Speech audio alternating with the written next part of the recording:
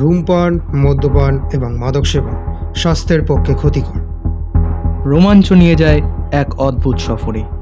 আর সেই সফরে সঙ্গী হতে চাইলে শুনুন আজকে আমাদের নিবেদন, সত্যজিৎ রায়ের লেখা নরিশ সাহেবের বাংলো।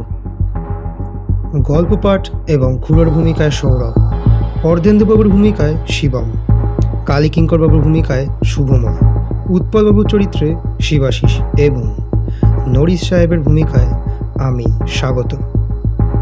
শুনতে থাকুন, সঙ্গে থাকুন। শুরু হচ্ছে নরিশ সাহেবের বাংলো।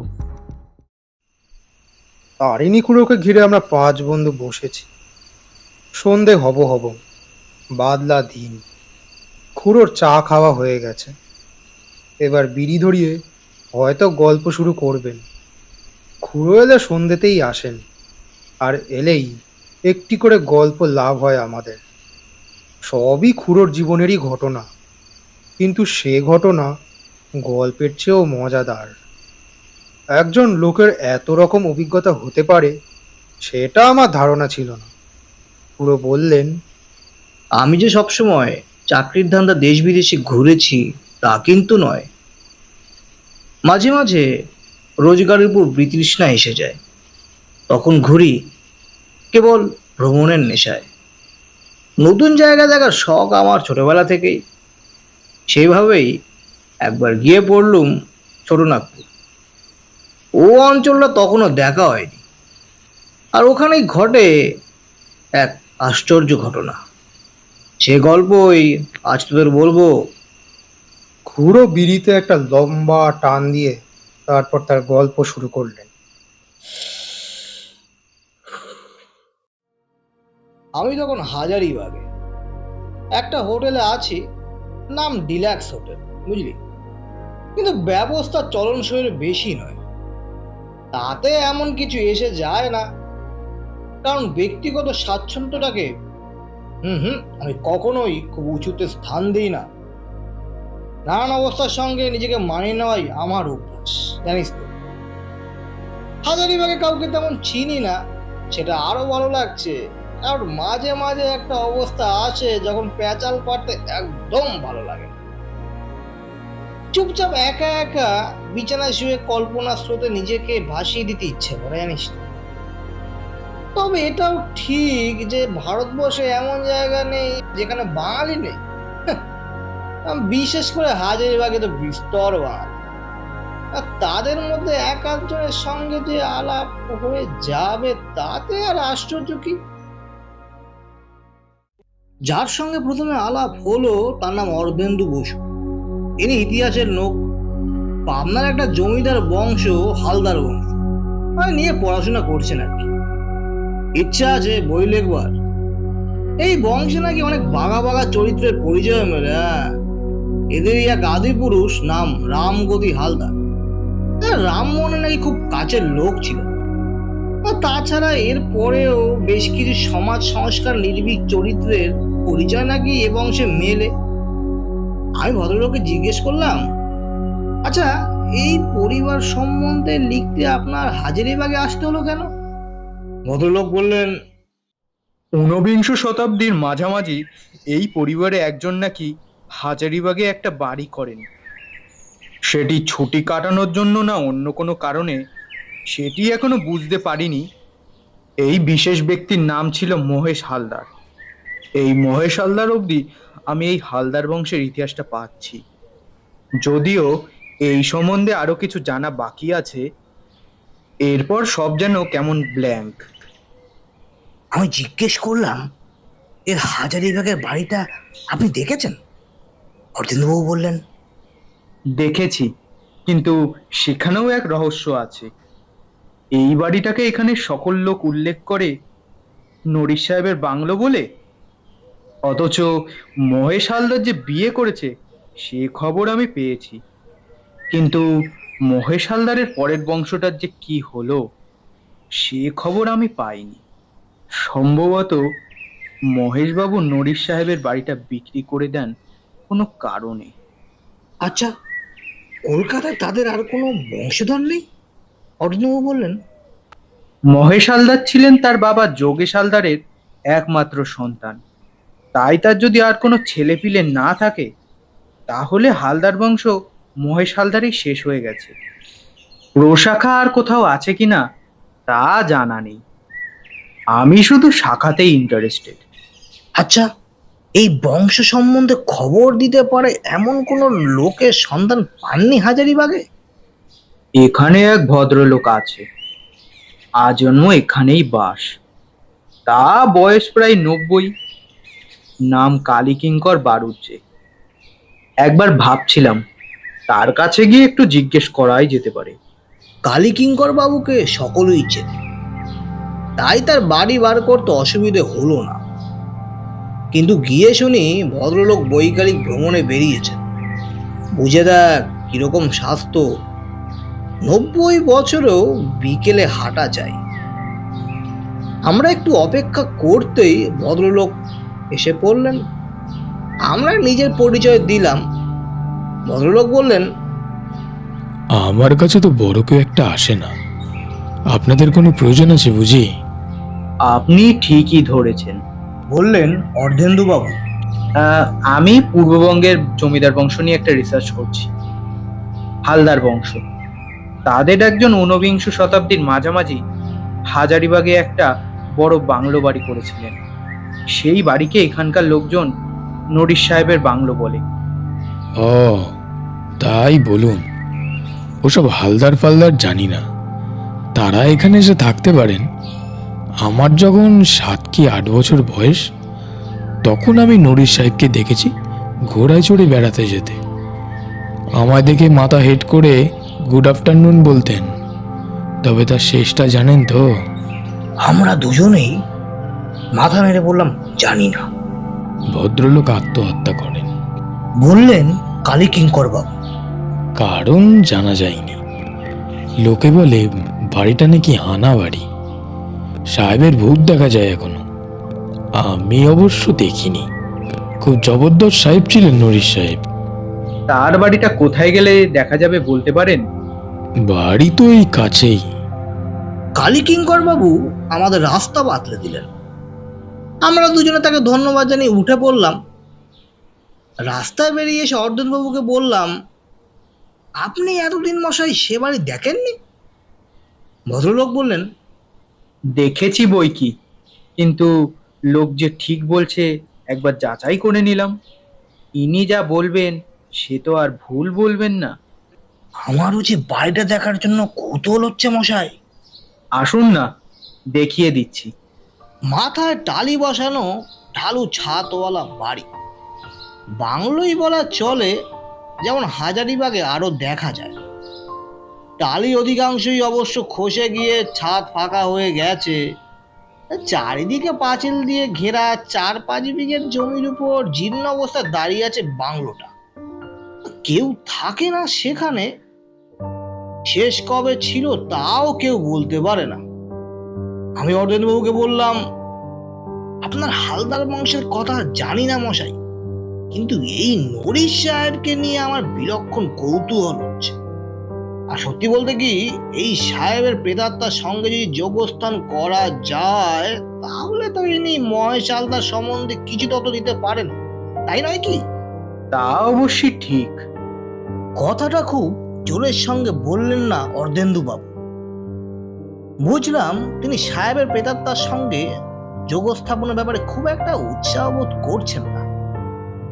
আমি নয় ভূতটাকে তোয়াক্কা করি না, কিন্তু সবাই তো সেরকম নয়।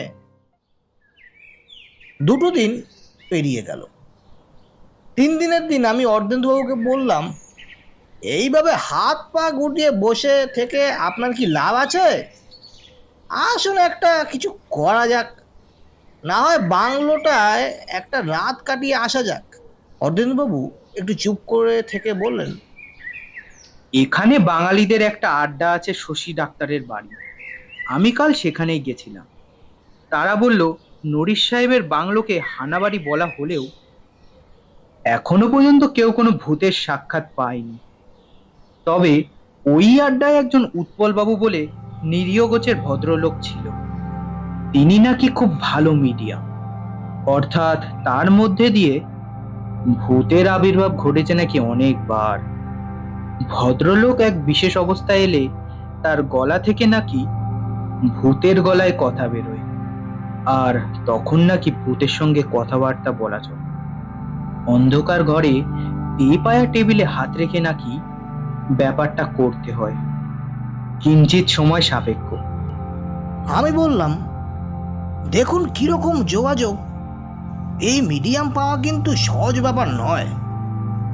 আপনি উৎপলবাবুকে বলুন না, আমরা কাল রাতেই বসছি, টেপা টেবিল জোগাড় করতে পারবেন? আমার হোটেল ঘরেই একটা আছে। তাহলে তো কথাই নেই, আসুন লেগে পড়া যাক। অর্ধেন্দুবাবু শশী ডাক্তারের আড্ডায় নিয়ে গিয়ে আমার সঙ্গে উৎপলবাবুর আলাপ করিয়ে দিলেন। সকলের সামনে আর ভূতের প্রসঙ্গটা তুললাম না, কারণ প্লানচেটে আমাদের তিনজনের বেশি কেউ থাকে এটা আমি চাইছিলাম না। আড্ডার পরে বাইরে বেরিয়ে এসে উৎপলবাবুকে প্রস্তাবটা দেওয়া হলো। ভদ্রলোক এক কথায় রাজি। বললেন, নরিশ সাহেবের বাংলোয় প্লানচেট করার ওর অনেক দিনের শখ, কিন্তু এতদিন কাউকে সঙ্গী পাননি বলে হয়ে ওঠেনি। আর পরশু বুধবার বসে যাক। বললেন উৎপলবাবু। পরশু অমাবস্যা, সেই কারণে কাজটা সহজ হবার সম্ভাবনা। কি কি জিনিস লাগবে জিজ্ঞেস করাতে ভদ্রলোক বললেন, 3টে চেয়ার, একটা টেবিল আর একটা মোমবাতি। মোমবাতিটা লাগবে কাছে যাওয়ার পর। আমি আর অর্ধেন্দুবাবু দিন থাকতে দুটো সাইকেল রিক্সায় করে চেয়ার টেবিল পাঠিয়ে দিয়েছিলাম বাংলোতে। সেই ফাঁকে বাড়িতে একটু ঘুরে দেখে নিলাম। বহুকাল কেউ থাকে না বললেই চলে, তাই ঘরগুলোর অবস্থা অত্যন্ত শোচনীয়। আমার স্থানীয় লোক লাগিয়ে একটা ঘর বেছে নিয়ে সেটাকে ঝাড়পোছ করিয়ে একটু ভদ্রস্থ করে নিলাম। এটাই বোধহয় ছিল বৈঠকখানা। বাড়িটা পাহাড় দেওয়ার জন্য একটি লোককে জোগাড় করা হয়েছিল। সে প্রথমে সাহেবের ভূত করে একটু আপত্তি তুলছিল, আর তারপরে একটা 10 টাকা নোট গুঁজে দিতেই চুপ মেরে গেল। রাত 10টার একটু আগেই আমরা তিনজন বাড়িটার সামনে জমায়েত হলাম। কথা হলো, ভূত এলে প্রশ্ন করবেন অর্ধেন্দুবাবু, আর উত্তর তো উৎপলবাবুর মুখে দিয়েই সাহেবের ভাষাতেই বেরোবে। অবশ্যই সব যদি ঠিক মতো হয়। অর্ধেন্দুবাবু ইংরেজিটা মোটামুটি ভালোই বলেন, সেদিক দিয়ে সুবিধা তো আছে বটেই। উৎপলবাবুকে দেখলাম সঙ্গে করে একটা কৌটো নাকি এনেছেন। জিজ্ঞেস করতে বললেন, ওতে কর্পূর আছে, প্ল্যানচেটের ব্যাপারে খুব সাহায্য করে। মোমবাতির আলোয় সব তোড়জোড় হয়ে গেল। তিনজনে তেপা টেবিলে 3 দিকে বসে টেবিলের উপর হাত উপুর করে রাখলাম। তারপর বাতি নিভিয়ে চোখ বন্ধ করে সাহেবের চিন্তায় মগ্ন হল। গাছপালায় ঘেরা বাংলো, বাইরে বাতাস দিচ্ছে, তার ফলে মাঝে মাঝে পাতার শোষো শব্দ পাচ্ছি।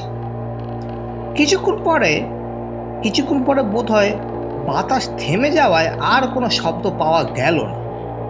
অমাবস্যার রাত, তার উপরে আকাশে মেঘ, রাস্তায় আলোও নেই যে জানলা দিয়ে ঢুকবে, তাই ঘরের ভেতর দুর্ভেদ্য অন্ধকার। কতক্ষণ এইভাবে ছিলাম জানি নে। হঠাৎ অনুভব করলাম টেবিলটা মৃদু মৃদু নড়ছে। সেটা একটু বেড়ে যাওয়ায় খটখট শব্দ শুরু হয়ে গেল। আমি জানি, হ্যাঁ, এ ধরনের প্লানচেটে সেটা ভূত নামার লক্ষণ। আমরা টেবিলের উপরে থেকে হাত আর সরাচ্ছিলাম, কিন্তু বেশ বুঝতে পারছি হাত আর অনড় নেই। টেবিলের সঙ্গে সঙ্গে উঠছে আর নামছে। শব্দটা উৎপলবাবুর গলা থেকে বেরোলো। আগে থেকেই অর্ধেন্দুবাবুকে বলা ছিল। উনি কাপা গলায় প্রশ্ন করলেন, ইজ এনিওয়ান হিয়ার? উৎপলবাবুর মুখ থেকে সম্পূর্ণ সাহেবী গলায় উত্তর এলো, Yes, who is it? my name is Norris. বাকি কথাও ইংরেজিতেই হলো এবং নরিচ সাহেবের ইংরেজি যাকে বলে বেশ চোস্ত ইংরেজি। আমি কথোপকথনটা মোটামুটি বাংলাতেই বলছি। অর্ধেন্দুবাবু বললেন, এই বাংলো কি তোমার বাসস্থান ছিল? ইয়েস। তুমি কি করতে হাজারিবাগে? আমার অব্রের খনি ছিল। শহরে আরো সাহেব ছিল? ইয়েস। অব্রের খনির মালিকদের একটা ক্লাব ছিল, ভিক্টোরিয়া ক্লাব। আমি সেই ক্লাবের সভ্য ছিলাম। এই বাড়িতে হালদার বলে আরো একজন ছিলেন? হ্যাঁ, ছিলেন। তিনি কি এই বাড়ি তোমায় দিয়ে যান? হ্যাঁ, তারপর তিনি কোথায় যান? কলকাতায়। সেখানেই মৃত্যু হয়। তুমি কি আত্মহত্যা করেছিলে? উত্তর আসতে একটু সময় লাগলো। হ্যাঁ, কিভাবে? রিভলভার দিয়ে মাথায় গুলি মেরে। কেন? আমার আর বাঁচার ইচ্ছে ছিল না। বুঝেছি, কিন্তু এমন মনোভাব হওয়ার কারণ কি? আজ এই পর্যন্তই থাক, বড় ক্লান্ত লাগছে। বুঝতে পারলাম উৎপল বাবুরই আসলে ক্লান্ত লাগছে। আমি লাইটার দিয়ে মোমবাতিটা জ্বালিয়ে দিলাম। উৎপলবাবুর মাথা হেঁট হয়ে বুকের উপর নুইয়ে পড়েছে। কাঁধ ধরে ঝাঁকুনি দিতে তার জ্ঞান আবার ফিরে এলো। মাথাটা ঝাড়া দিয়ে হঠাৎ নিজের গলায় প্রশ্ন করলেন, কেমন হলো? খুব ভালো। বললেন অর্ধেন্দুবাবু। বোঝাই যাচ্ছে মহেশ হালদার এখানকার পাট উঠিয়ে দিয়ে বাংলোটা নরিসকে বিক্রি করে কলকাতায় চলে যান। সেইখানেই তাই মৃত্যু হয়। অর্থাৎ যতদূর মনে হচ্ছে হালদার বংশ ওখানেই শেষ।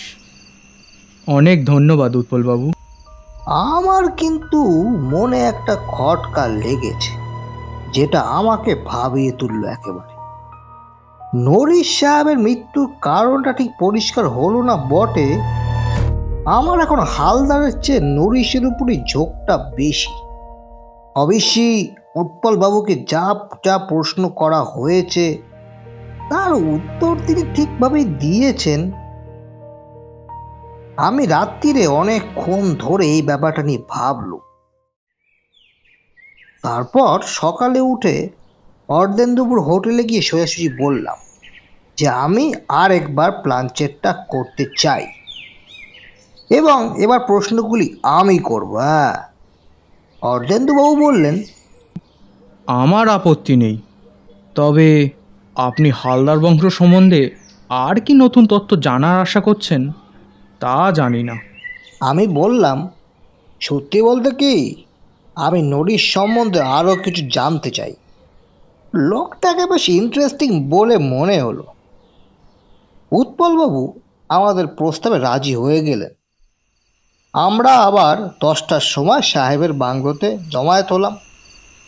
আমি উৎপলবাবুকে ঠাট্টা করে বললাম, আজ তো অমাবস্যা নয়, লাঞ্চের ঠিক মতো হবে তো?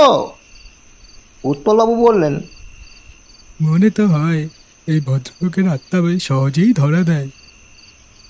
অর্ধেন্দুবাবু বললেন, আমি সবই বরদাস্ত করতে পারবো, কিন্তু আপনার গলা দিয়ে যখন অন্য লোকের স্বর বেরোয় তখন মেরুদণ্ডটা কেমন শিরশির করে। আমরা 10:15টার মধ্যে তৈরি হয়ে নিলাম। 15 মিনিটের মধ্যেই টেবিল নড়া আর উৎপলবাবুর গলা থেকে শব্দ শুনে বুঝলাম যে প্রেতাত্মা হাজির। এবার আমি প্রশ্ন করলাম, ইজ এনিবডি হিয়ার? নরিসের কণ্ঠস্বর উত্তরে এলো, yes. Are you Mister Norris? Yes. Mister Norris, তোমাকে দুবার বিরক্ত করার জন্য ক্ষমা চাইছি, কিন্তু কাল একটা প্রশ্নের ঠিক জবাব মেলেনি, তাই আবার তোমাকে ডাকলাম। এই প্রশ্ন? তোমার জীবনের উপর এতটা বিতৃষ্ণা এলো যে তুমি আত্মহত্যা করলে? একটুক্ষণ কোনো কথা নেই, তারপর আবার ইংরেজিতে উত্তর এলো, আমাকে প্রচন্ডভাবে অপমান করা হয়েছিল। কে করেছিল অপমান? Major Thomson. ঘটনাটা কোথায় হয়? আমাদের ক্লাবে। কিন্তু অপমানের কারণটা কি? তাহলে অনেক কথাই বলতে হয়। বলুন, আমরা শুনতেই এসেছি। আমি এক বেয়ারাকে একদিন হিন্দিতে একটা কথা বলেছিলাম, সেটা মেজর টমসন শুনে নিয়েছিল। তাতে কি হলো? তাতে তিনি বুঝে ফেলেছিলেন আমি সাহেব নই। আপনি সাহেব নন? না, তবে আমার চেহারায় সাহেবের সঙ্গে কোনো পার্থক্য ছিল না। আমার চুল ছিল কটা, চোখ নীল, আর গায়ের রং সাহেবের মতোই ফর্সা। আমি মিশনারি স্কুলে পাদ্রীদের কাছে ইংরেজি শিখেছিলাম। সেই ইংরেজি শুনে আমার চেহারা দেখে কারোর বোঝার সাধ্য ছিল না যে আমি সাহেব নই। আমাদের ক্লাবে ভারতীয়দের প্রবেশ নিষিদ্ধ ছিল, কিন্তু আমি নরিস নাম নিয়ে ক্লাবে ঢুকতে পেরেছিলাম। এই ক্লাবে আমি 3.5 বছর মেম্বার ছিলাম। তারপর টমসনের কাছে ধরা পড়ে গেলাম।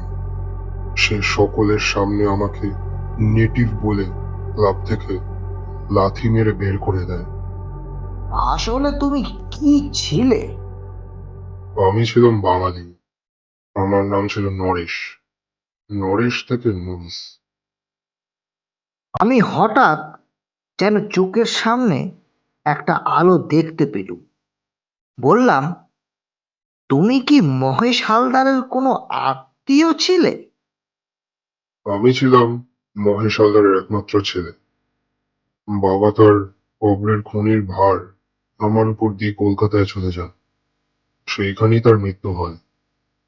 আমি বিয়ে করিনি। আমি হালদার বংশের শেষ প্রতিনিধি। বাকি কথাটা নরেশ বাংলাতেই বললেন। আজ তাহলে আমি আসি, কারণ এই ধরনের কথোপকথন আমার পক্ষে বড় ক্লান্তিকর। আপনাকে অশেষ ধন্যবাদ। আমারও অনেক হালকা লাগছে। এতদিন পরে বাংলা বলে আরাম পাচ্ছি। আর সাহেব সেজে কি যে ভুল করেছিলাম সেটা নতুন করে বুঝতে পেরেছি। মোমবাতি জ্বালিয়ে দিলাম। এখন আর আমার মনে কোনো খটকা রইল না।